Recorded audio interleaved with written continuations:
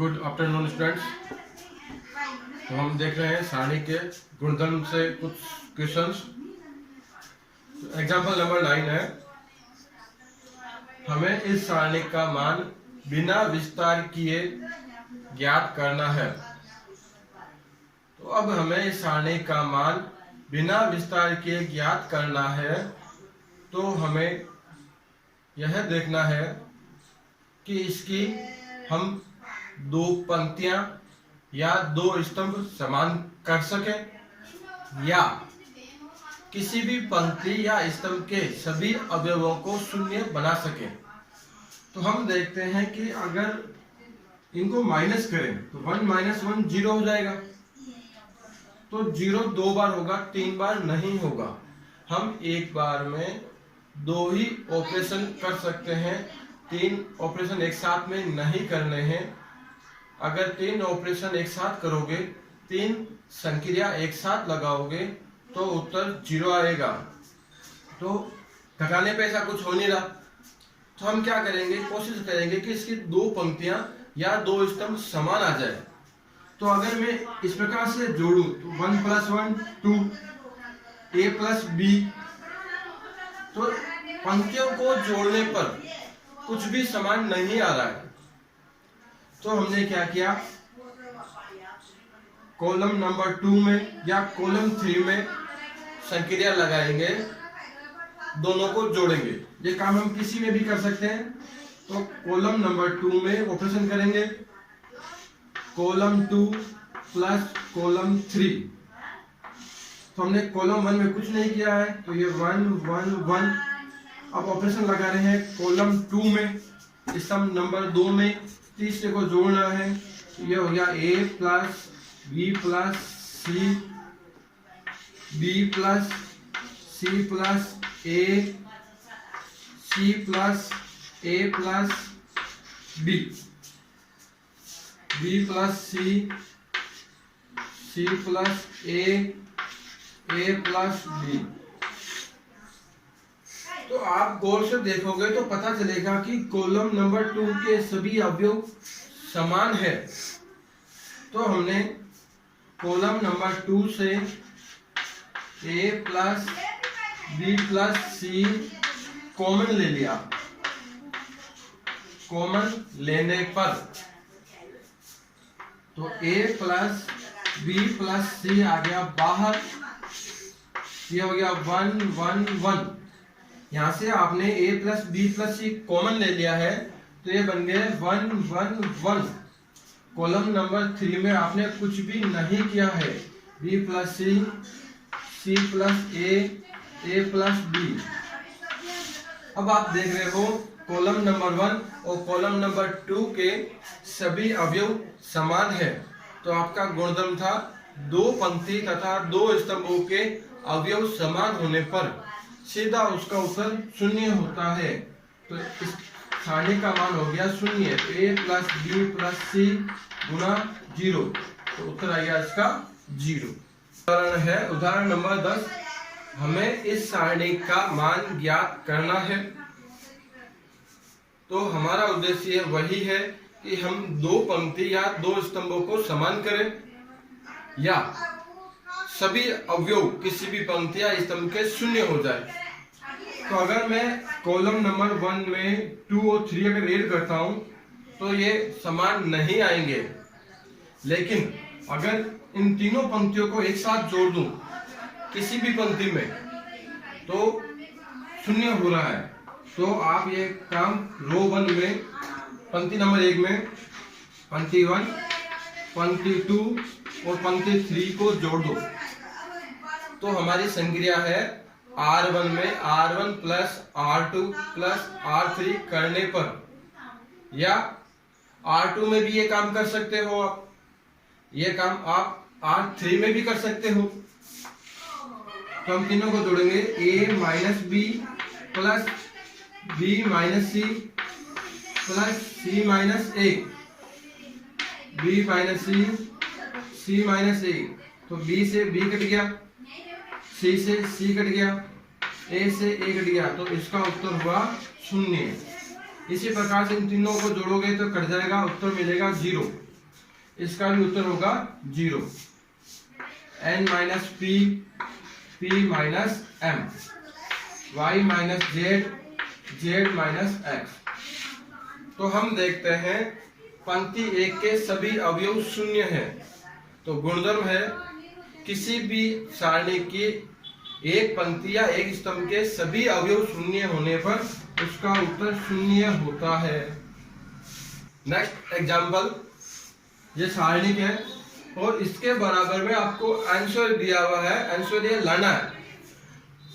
अब हमारी संक्रिया जो होगी इन उत्तर को देख करके होगी।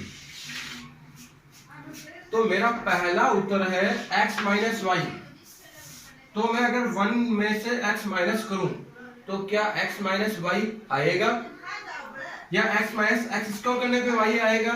नहीं, x माइनस वाई तब आएगा जब मैं इस पंक्ति में से इस पंक्ति को माइनस करूं।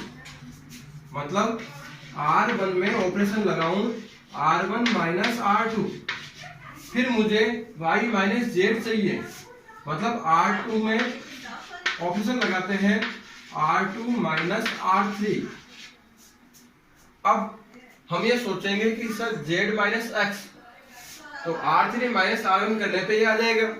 तो एक साथ 3 ऑपरेशन लगाते हैं उत्तर शून्य आ जाएगा। तो हमें एक बार में 2 ही ऑपरेशन लगाने हैं। तो हमारा 1 माइनस 1 शून्य, x minus y, x square minus y square, 1 minus 1 0, y minus z, y square minus z square, 1 z z square.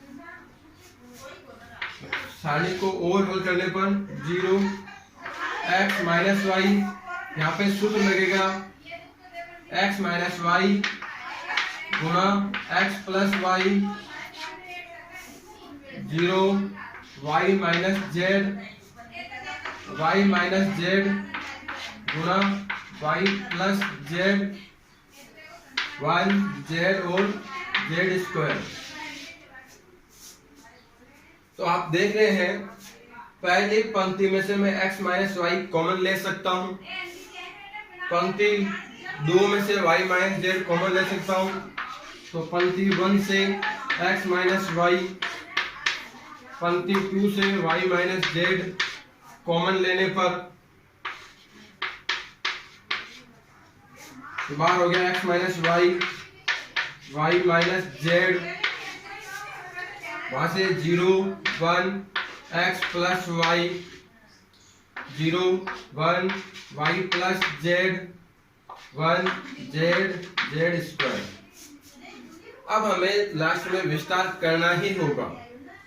हमें अधिकतम हल करने के बाद फिर विस्तार करना है और हम विस्तार उस पंक्ति या उस स्तंभ से करेंगे जिसमें 0 की संख्या ज्यादा हो। तो यहाँ पे स्तंभ नंबर 1 में 2 0 है, तो कॉलम नंबर 1 के अनुदिश विस्तार करने पर, तो विस्तार करना आपको बताया हुआ है। जो अवयव लेते हैं उसके सामने की पंक्ति और स्तंभों को छोड़ते हैं, फिर उससे गुणा करते हैं। तो ये दोनों तो हो गए 0, तो मुझे केवल ये चाहिए। तो आगे वाले आपको वापस लिखने होंगे x minus y, y minus z गुणा, अब आगे हम इसका विस्तार कर रहे हैं। तो ये आएगा 1 के लिए सामने की पंक्ति के अवयव गए, ये स्तंभ के अवयव गए, गुणा करेंगे इसको तो y प्लस जेड, फिर गुणा करेंगे ऊपर से नीचे minus x minus y, y से वाई कैंसिल हो गया और आपका आंसर आ गया x minus y, y minus z, z minus x. उदाहरण नंबर 15, इस सारणी के सामने उत्तर है 2a plus b plus c का whole cube, 2a plus b plus c का होल क्यूब। तो हमारे सामने उत्तर है। हमें ऑपरेशन इस प्रकार से करना है कि हमें a plus b plus c प्राप्त हो।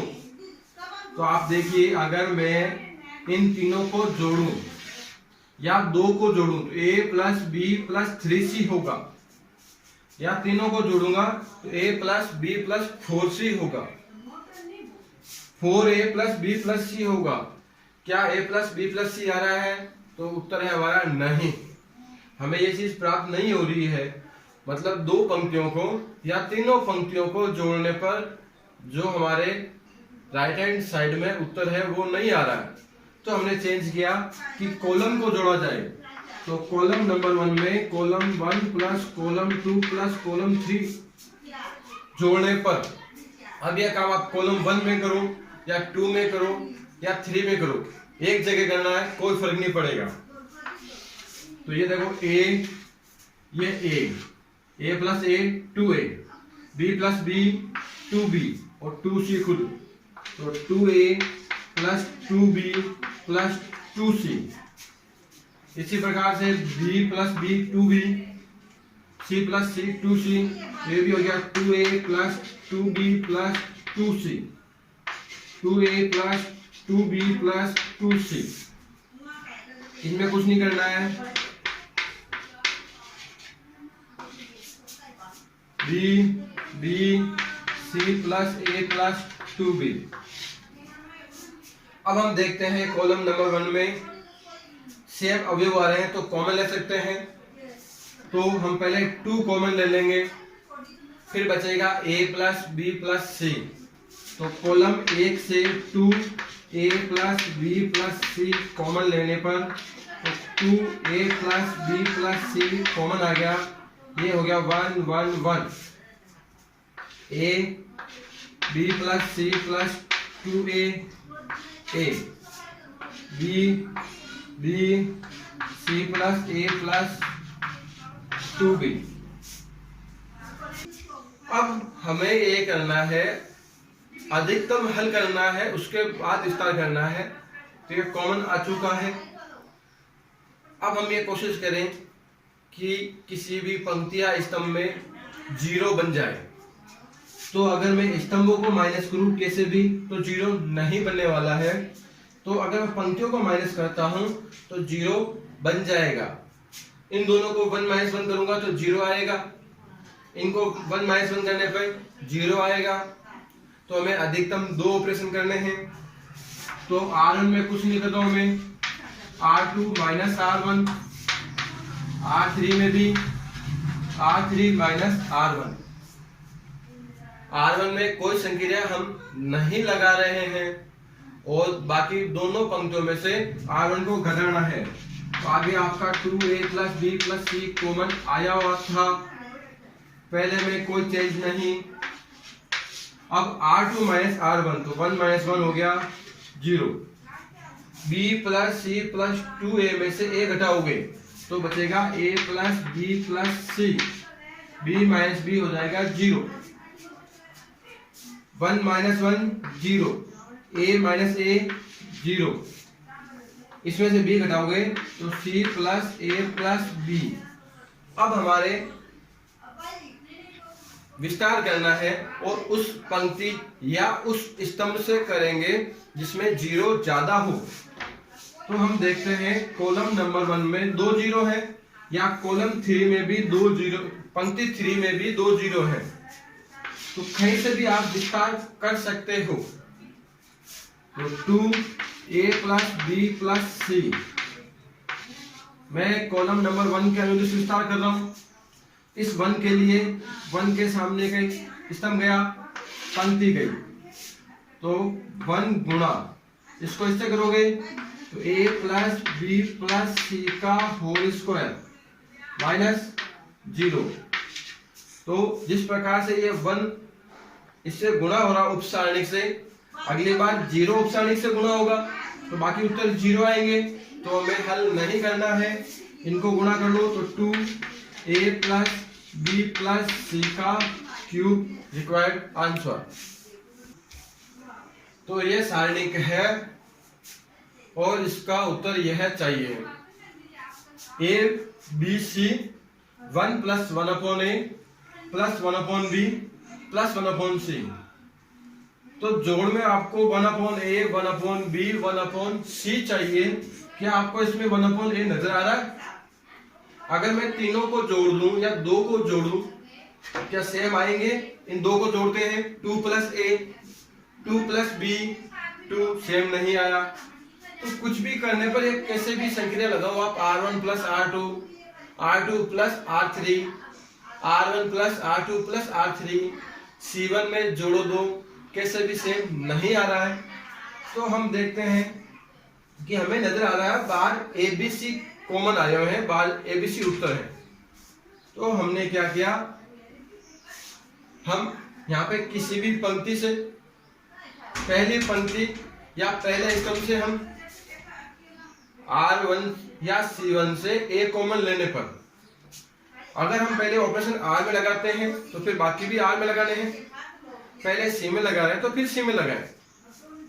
तो हमने क्या किया, पंक्ति 1 से R1 से ले लिया A कॉमन, R2 से B कॉमन, R3 से C कॉमन लेने पर बार हो गया ABC। यहां से आपने A कॉमन लिया है, अब यहाँ पे तो A है ही नहीं, तो यहाँ पे क्या होगा 1/A, A कॉमन ले लिया तो 1, ये हो गया 1/A, ये 1/A, यहाँ पे B नहीं था, कॉमन लिया इसलिए 1/B, 1/B plus 1, 1/B, 1/C, 1/C, 1/C plus 1।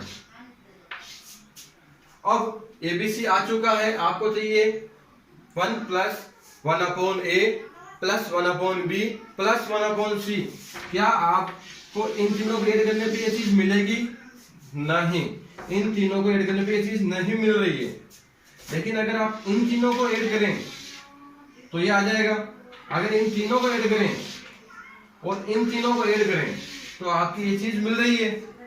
मतलब R1 में R2 तथा R3 ऐड करना है, तो आप ये कहीं भी कर सकते हैं। जैसे हमने R2 में कर दिया, तो R2 में R1, R2, R3 करने पर बाहर है ABC कॉमन, R2 में करना है इसलिए यहाँ पे कुछ नहीं, 1/A प्लस 1, 1/A, 1/A, यहाँ पे हो जाएगा 1 plus 1/A plus 1/B plus 1/C, 1/A, 1 plus 1/A plus 1/B plus 1/C, 1/A, 1 plus 1/A plus 1/B plus 1/C, 1/C, 1/C, 1/C plus 1। अब आप देख रहे हैं पंक्ति 2 में तीनों सेम है, तो कॉमन ले लेते हैं। पंक्ति 2 से 1 plus 1/A plus 1/B plus 1/C common लेने पर बार ABC है, 1 plus 1/A plus 1/B plus 1/C common ले लिया। फर्स्ट में कोई चेंज नहीं किया, 1/A प्लस 1, 1/A, 1/A, ये कॉमन आ गया इसलिए 1, 1, 1, 1/C, 1/C, 1/C प्लस 1। प्रसार करने में अभी जल्दीबाजी नहीं करनी, हमें अब 0 बनाने का प्रयास करना है ताकि हम शॉर्ट प्रसार में हल प्राप्त कर सकें। अब आप खुद देखिए कि मैं इनको घटाऊंगा तो कभी 0 प्राप्त होगा नहीं। 1 में से 1 घटाने पर 0 आ जाएगा। तो 1 में से 1 घटाना मतलब आप कॉलम को घटा रहे हो, तो यहाँ में ऑपरेशन कॉलम में करने हैं, एक बार में 2 ही ऑपरेशन करेंगे। तो हमने कॉलम नंबर 2 में C2 माइनस C1, कॉलम 3 में C3 माइनस C1, दोनों में हम एक घटा रहे हैं। ये बाहर वाला तो आपका बचा हुआ है, ये सीधा यहाँ पे आ जाएगा। आगे